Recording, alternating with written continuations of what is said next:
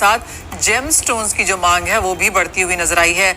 Overall अगर हम GeM stones को देखें तो 50% हिस्सेदारी अभी भी यहाँ पर डायमंड्स की है, लेकिन इसके साथ साथ अगर हम emerald, ruby, sapphire, topaz, pearls इन सब को देखें तो यहाँ पर भी मांग अच्छी खासी बढ़ती हुई नजर आई है।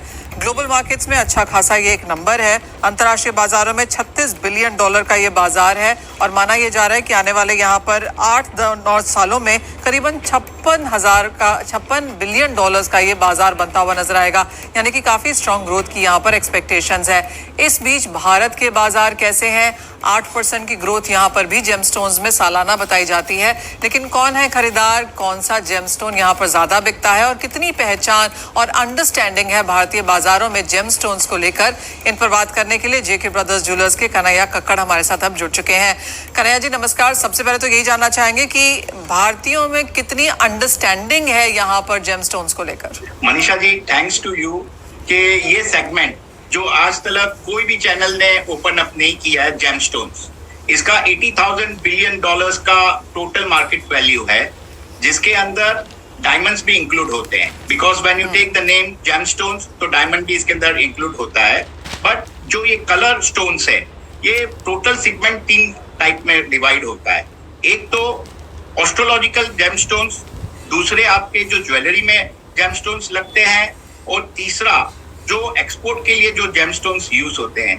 थैंक्स जो अभी रिच वेडिंग्स इंडिया में हुई, उसके अंदर हाईएस्ट यूज जेमस्टोन्स का हुआ है। उसके वजह से हम ये देख रहे हैं मार्केट में जेमस्टोन्स का जास्ती कंजम्पशन होने लगा है। और प्लस जो गोल्ड के प्राइसेस हाई हो रहे हैं, उसके अंदर भी आपको अगर लाइट वेट ज्वेलरी बनानी है तो जेमस्टोन्स यूज हो रहे हैं। अभी जेमस्टोन्स की अलग अलग कैटेगरीज है, रूबी, सफायर, एमरल्ड, पर्ल्स, ऐसे करके काफी डिफरेंट कैटेगरीज जेमस्टोन में डिवाइडेड है।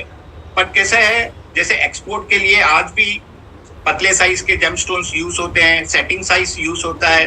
टोटल फॉरेन की जितनी मार्केट्स है उधर जेमस्टोन का अच्छा कंजम्पशन है। प्लस इंडिया के अंदर कैसा है कि एस्ट्रोलॉजी वो एक बहुत बड़ा सेक्टर है। उसके अंदर आप हर दूसरे आदमी के हाथ में एक रिंग देखेंगे जिसके अंदर रूबी होगा, एमरल्ड होगा, ब्लू सफायर होगा। वो भी एक बहुत बड़ा सेगमेंट है जो आज आपके माध्यम से मार्केट को, इंडिया को पता चल रहा है। एब्सोल्युटली। तो कन्हैया जी ये बताइए कि जैसे आपने कहा कि रूबीज, एमरल्ड, सफायर्स हैं और कई लोग एस्ट्रोलॉजी के तरीके से भी इसे पहनते हैं, पिक करते हैं, अंगूठी में, चेन्स में यहाँ पर इसे डलवा के पहनाते हैं। कितनी बड़ी मार्केट है ये, और क्योंकि इंडिया में अगर हम देखें तो बहुत ही फैला हुआ बाजार है, तो किन स्टेट्स में यहाँ पर ज्यादा इसे एस्ट्रोलॉजी के तौर पे यूज किया जाता है? देखिए, इंडिया में आस्था तो बहुत बड़ी चीज है। आस्था जिधर है उधर भगवान को हम जिसको मानते हैं, ये भी एक नवरत्न है। तो हर नवरत्न अपना एक उसका महत्व है। मैं आपको कभी ये साइंटिफिकली भी ये इसमें हर जेमस्टोन में केमिकल प्रॉपर्टीज है, तो वो हिसाब से ये बहुत बड़ा सेगमेंट है जो अभी तक टोटल मार्केट में ओपन अप नहीं हुआ है।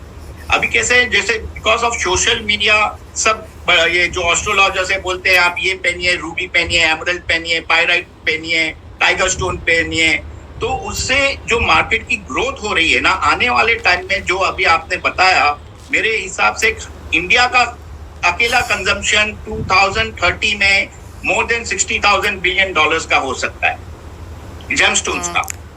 तो एस्ट्रोलॉजी ऑफ कोर्स एक बहुत बड़ा सेगमेंट है, लेकिन जैसे आपने कहा और जैसे काफी सारी रिपोर्ट्स भी दर्शाती हैं कि इस बार शादियों में भी हमने जेम स्टोन्स, कलर्ड स्टोन्स का जो इस्तेमाल है वो यहाँ पर बढ़ता हुआ देखा है। रिपोर्ट्स तो ये भी बताती हैं कन्हैया जी कि 8% की दर से यहाँ पर ये लगातार हर साल बढ़ता हुआ नजर आ रहा है। आपकी क्या सेंस है, और किन स्टेट से अगर हम वही बात फिर से करें, किन स्टेट से ज्यादा मांग यहाँ पर आती हुई नजर आती है? क्या वेस्टर्न इंडिया, नॉर्दर्न इंडिया यहाँ पर बड़ी मार्केट्स हैं? देखिए, सबसे पहला सेगमेंट तो ये हुआ जो अभी रिच वेडिंग्स हुई, जिसके अंदर आपने देखा होगा एमरल्ड्स वगैरह ही हाईलाइट थे। बिलियंस ऑफ रुपीस के वो एमरल्ड्स थे। उसका वैल्यूएशन आज तक कोई नहीं किया है, किसने नहीं किया है।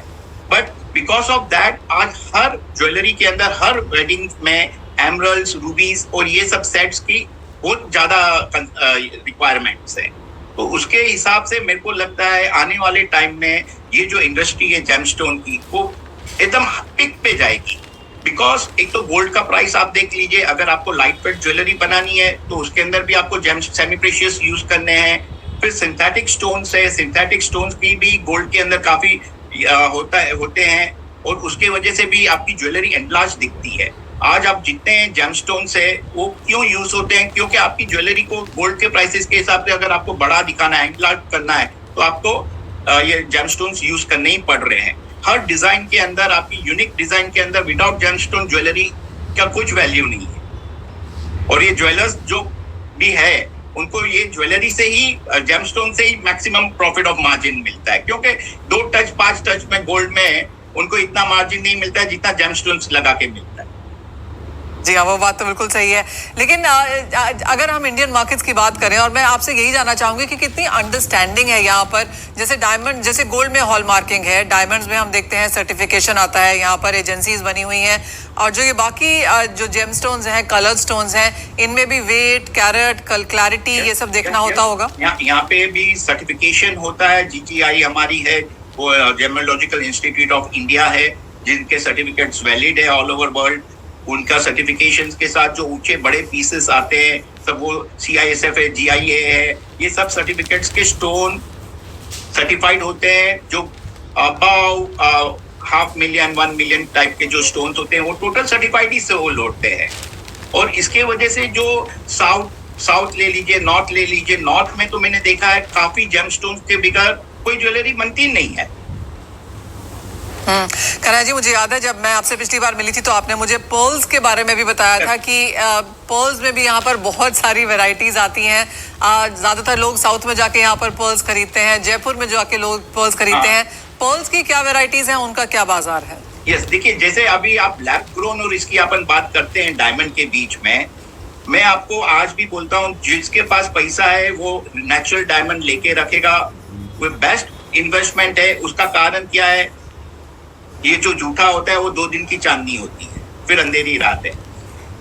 बट जो नेचुरल प्रोडक्ट है, आज जो अगर आपके पोर्टफोलियो में एक नेचुरल प्रोडक्ट है, तो आज नहीं तो कल वो आपको बेनिफिट देने ही वाला है। अगर अभी रिसेशन डायमंड के अंदर चल रहा है, तो आने वाले टाइम में जो डायमंड के अंदर इन्वेस्ट करेगा उसके लिए सोने पे सुहागा होगा। वो बोलेगा कि हाँ, मेरा राइट इन्वेस्टमेंट है। अभी भले रिसेशन पे खरीद लेगा। तो कन्हैया जी, अब आपसे यहाँ पर राय लेना चाहेंगे, अगर कोई मोती, अगर कोई पर्ल्स लेना चाहता है तो कौन से पर्ल्स लेने चाहिए और कहाँ से, आपसे लेने चाहिए आप कहेंगे, लेकिन क्या क्या वैल्यूएशन है? देखिए, पर्ल्स के अंदर कैसे हैं, there are salt water pearls, sweet water pearls and fresh water pearls. अभी ये पर्ल्स के अंदर कैसे होता है, आप फ्रेश वाटर पर्ल्स आपको ह्यूज क्वांटिटी में मिलते हैं और उसका प्राइसिंग काफी कम होता है। और ये जो कल्चर्ड पर्ल्स आते हैं वो सॉल्ट वाटर होते हैं, देन साउथ सी पर्ल्स आते हैं। और सबसे एक्सपेंसिव पर्ल्स अगर आपको चाहिए तो that is Basra pearls, that are rare pearls. और उसके अंदर इन्वेस्टमेंट जो करके रखता है उसका 100 टाइम्स 50 टाइम्स मिनिमम होता है। एवरी ईयर उसका अप्रिसिएशन गुड है, क्योंकि वो पर्ल्स निकलना ही बंद हो गए हैं। ऑलराइट, तो 3 तरह के मोती होते हैं, फ्रेश वाटर, सॉल्ट वाटर और बसरा। और बसरा यहाँ पर सबसे एक्सपेंसिव और सबसे प्रीमियम पर्ल्स हैं। साथ ही साथ जहाँ तक जेमस्टोन्स की बात है, कलर्ड स्टोन्स की बात है, यहाँ पर क्या चीज वॉच करनी चाहिए लेने के लिए जो अच्छी भी हो और आगे जाकर अप्रिशिएट भी हो प्राइसेस में? देखिए, इसके अंदर आपको सर्टिफाइड वाले जेमस्टोन्स लेने चाहिए, क्योंकि इसके अंदर काफी ट्रीटमेंट्स वगैरह काफी आती है। तो वो हिसाब से अपने को जो भी जेमस्टोन लेते हैं वो सर्टिफिकेट के अंदर देखना चाहिए, ये थर्मल है, हीटेड है, क्या है, ट्रीटेड है। इसके अंदर एक ये बहुत बड़ा सेक्टर है जेमस्टोन्स के अंदर। तो वो हिसाब से जब भी आप जेमस्टोन लेने निकले तो आपको ये सब चीजें पहले देखनी है कि भाई सर्टिफिकेट के अंदर क्या लिखा हुआ है। और जो नॉर्मल लैब्स के सर्टिफिकेट आते हैं, don't go for that. GIA वगैरह अच्छे सर्टिफिकेट्स लीजिए, क्योंकि यहाँ पे इंडिया के अंदर काफी, after every 10 shop there is 1 laboratory. तो जो भी आप सर्टिफिकेशन लीजिए वो अच्छी लैब का लीजिए, जिससे आपको फ्यूचर में प्रॉब्लम नहीं आए। और जैसे आपने एक बात यहाँ पर कही, और यही चीज से काफी ज्यादा लोग यहाँ पर परेशान भी हैं कि जब हम कोई स्टोन लेते हैं या ज्वेलरी में कुछ लगा होता है, सर्टिफिकेशन ऑफ कोर्स यहाँ पर सबसे ज्यादा इंपॉर्टेंट है, लेकिन कई बार जिस तरह से जो ये कल्चर्ड या फिर लैब ग्रोन जेमस्टोन्स का भी मार्केट है, कितना बड़ा ये बाजार है?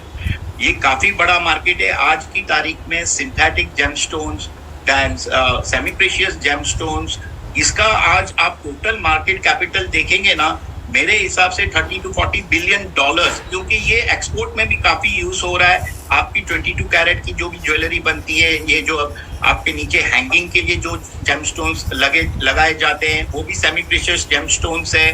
तो उसकी जो मार्केट वैल्यू है, मार्केट कैपिटल है, इतना बड़ा है आज की तारीख में, क्योंकि आज आप कोई भी सेट गोल्ड का ले लेंगे ना, तो उसके अंदर आपको मिनिमम 10 ग्राम 50 ग्राम स्टोन्स मिलते हैं। पहले तो कैसा था, गोल्ड के साथ ही वजन स्टोन करके दे देते थे, बट आफ्टर क्लैरिफिकेशन ये सब डिवाइडेड हो गया है, आपको टोटल ब्रेकअप मिलता है ज्वेलरी के अंदर। कन्हैया जी, एक और चीज, स्टोन ऑफ कोर्स जहाँ जब डायमंड की बात आती है तो स्टोन छोटा है तो ऑफ कोर्स कम कैरेटेज का है, बड़ा है तो माना जाता है कि कैरेटेज इसमें ज्यादा है। क्या यही तरीका है जेमस्टोन्स भी देखने का? यस यस यस, वही है। प्लस इसके अंदर एक दूसरा चीज क्या देखा जाता है, ट्रीटमेंट। अगर कोई जेमस्टोन ट्रीटेड है तो उसका वैल्यू नहीं है, नॉन ट्रीटेड है, नॉन हीटेड है तो उसका वैल्यू है। कन्हैया जी, हम जैसे बात कर रहे हैं 6% की दर से 8% की दर से यहाँ पर भारतीय बाजारों में यहाँ पर बढ़त देखने को मिली है।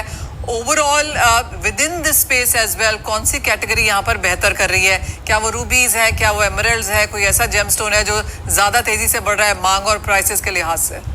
एमरल्ड्स काफी बढ़ रहे हैं, because that all credit goes to one person only, क्योंकि जो हिसाब से उनका वेडिंग्स में यूज हुआ है, एमरल्ड्स का काफी अच्छा सेल हो रहा है। प्लस ये आज प्राइस बढ़ने के हिसाब से चेन्स की जगह पे आदमी लोग पर्ल्स यूज कर रहे हैं ताकि उनकी कॉस्टिंग कम हो जाए पेंडेंट्स वगैरह की, तो पर्ल्स भी अच्छे सेल में है। प्लस सेमी प्रेशियस स्टोन्स काफी स्केल में अच्छा कर रहे हैं, रूसी क्वार्ट्ज है, there are plenty of stones.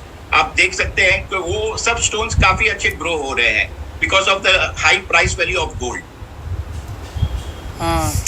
Kanhaiya ji, बहुत शुक्रिया साथ जुड़ने के लिए, और वो ऑफ कोर्स एक मास्टर क्लास के तरीके से हमें बताने के लिए कि जेमस्टोन्स, कलर स्टोन्स और प्रेशियस स्टोन्स में यहाँ पर किस तरह का बाजार उभर कर आ रहा है।